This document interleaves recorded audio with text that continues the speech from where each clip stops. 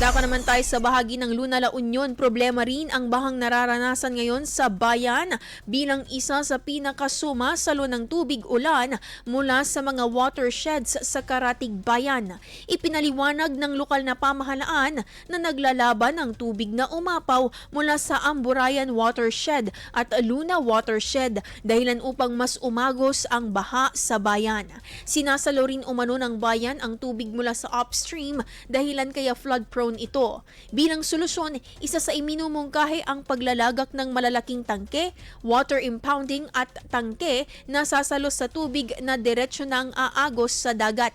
Nais din maging sponge municipality ng Luna na sasalo ng tubig at gagawing kapaki-pakinabang para sa agrikultura. Sa kasalukuyan, nakaantabay ang buong puwersa ng otoridad na tumututok sa sitwasyon sa mga komunidad para sa kapakanan ng mga residente. IFM News. IFM News. IFM News.